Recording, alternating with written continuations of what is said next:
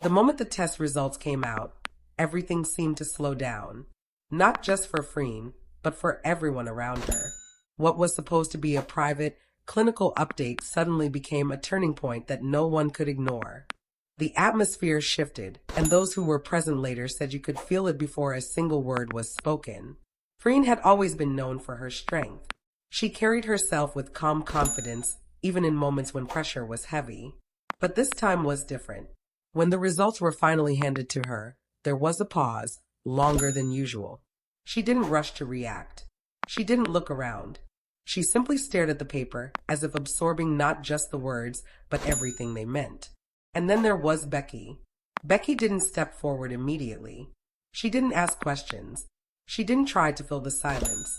Instead, she watched Freen closely, her expression changing in small, almost invisible ways.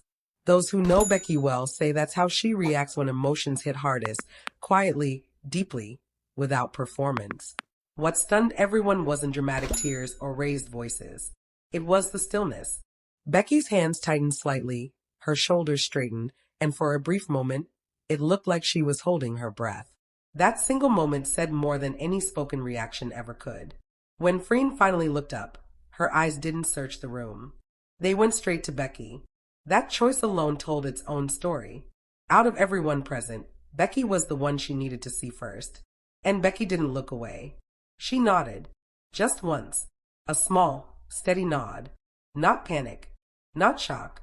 Just reassurance. People later described that nod as unforgettable.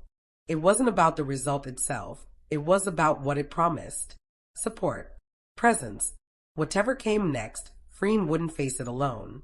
Becky moved closer then, not rushing, not hesitating.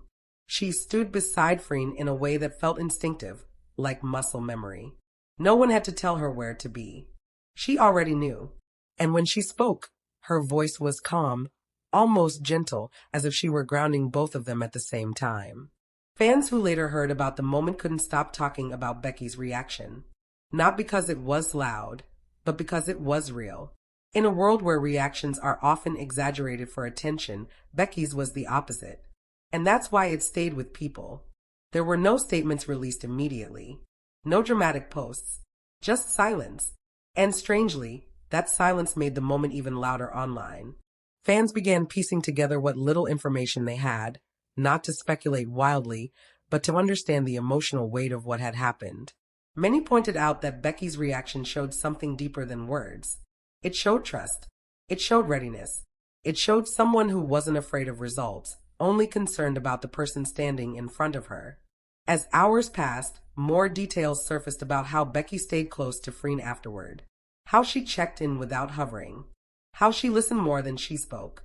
How she adjusted her own schedule without announcing it to anyone. None of it was publicized.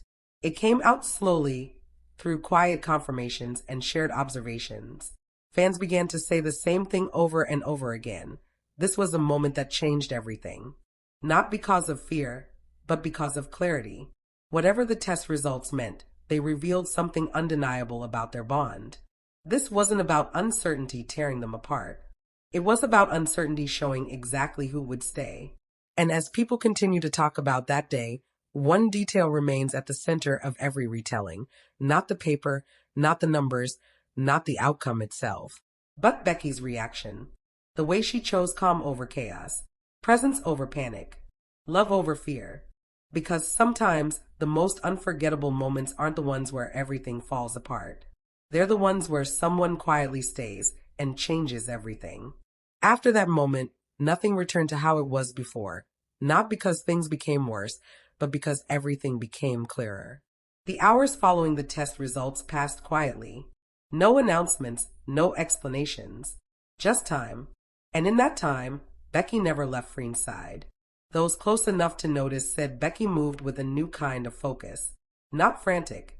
Not emotional. Focused. She made small decisions without asking for permission, bringing water, adjusting the room temperature, suggesting they sit instead of stand. Ordinary actions, but carried out with an attentiveness that spoke volumes. It was as if Becky had already accepted whatever the results meant and had shifted her energy entirely toward one thing, making sure Freen felt steady. Freen, on the other hand, seemed different too. Not broken, not overwhelmed, just quieter. The kind of quiet that comes when someone is processing something important. She spoke less, but when she did, she spoke to Becky first. Even when others were present, her attention returned there naturally, like a compass finding north. At one point, someone gently asked if Freen wanted space. Before she could answer, Becky glanced at her, not to decide for her, but to check. Freen shook her head slightly. That was all. Becky stayed. That small exchange later became one of the most talked about details among fans who heard about it. Not because it was dramatic, but because it showed something rare. Choice. Becky wasn't hovering. Freen wasn't dependent. They were simply choosing each other in that moment. As the day moved on, messages began coming in. Work-related updates, concerned check-ins, schedules that suddenly felt less important. Becky handled most of them quietly, without making it obvious. She filtered what needed Freen's attention and what didn't. It wasn't control, it was care. By evening, word had begun to spread among fans that something serious had happened. Not details, just a feeling. People noticed delays, canceled appearances, unusual silence. And instead of panic, something else took over online. Concern. Respect. Waiting. That response surprised many. In situations like this, speculation usually explodes. But this time, fans seemed to mirror Becky's reaction. Calm, observant, patient, as if they understood that this wasn't a moment to demand answers. Later that night, Freen finally spoke more openly, but only to Becky. What was said was never shared publicly, but those close by noticed the change afterward. Freen exhaled more easily. Her shoulders relaxed. She even smiled briefly, not out of relief, but reassurance. Becky listened without interrupting, without rushing to fix anything. Just listening. That, more than anything, defined the moment. Because real support doesn't always look like solutions. Sometimes it looks like silence shared between two people who trust each other completely. In the days that followed, fans began noticing subtle signs. Becky arriving earlier than usual, leaving later. Freen leaning into her presence more naturally, without self-consciousness. Nothing exaggerated, nothing staged, just a visible closeness that hadn't been as apparent before. People started saying the same thing across platforms. Whatever that test result was, it didn't weaken them. It strengthened them. And Becky's reaction became the emotional anchor of the entire story. Not because it was perfect, but because it was human. She didn't try to be brave for show. She didn't collapse under the weight of fear. She stood steady, allowing Freen to lean if she needed to, and strong enough to step back if she didn't. That balance stayed with fans.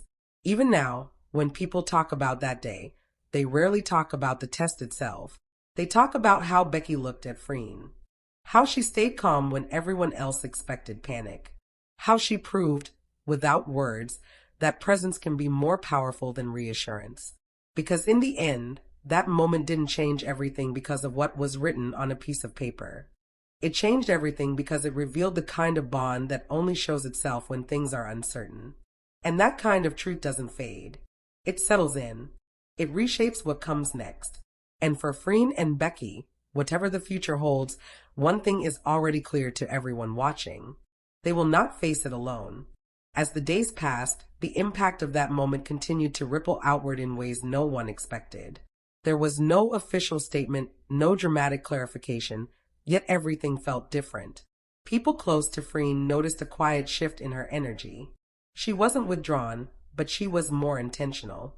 Every decision seemed more deliberate, every interaction more grounded. And at the center of that steadiness was Becky. Becky didn't suddenly become louder or more visible. If anything, she became quieter in public and stronger in private. She learned Freen's new rhythms without asking questions out loud.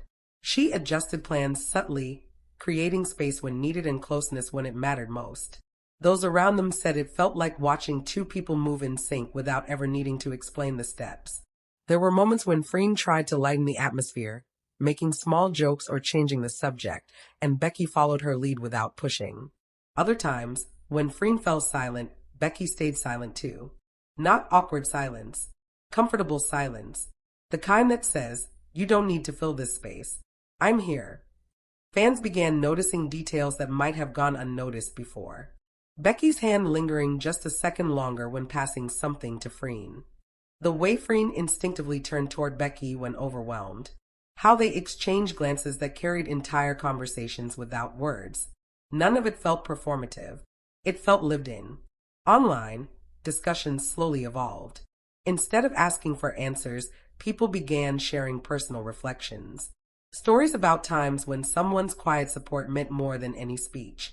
Becky's reaction became a mirror for many, proof that care doesn't need to be loud to be powerful. There was a moment, weeks later, when Freen appeared publicly again. She smiled. She spoke. She did what was expected of her. But fans noticed something else. Every time she paused, Becky was there. Not in the spotlight, not drawing attention, just present. And Freen looked calmer than anyone expected. That calm reassured people more than any announcement ever could. Behind closed doors, the bond between them deepened in ways that didn't need documentation. They talked more honestly. They listened more carefully. They learned each other's fears without judgment. The test results may have sparked the moment, but what followed was a choice to move forward together, with clarity instead of fear. What made this story resonate so deeply wasn't uncertainty. It was certainty. Certainty that when things felt fragile, neither of them ran.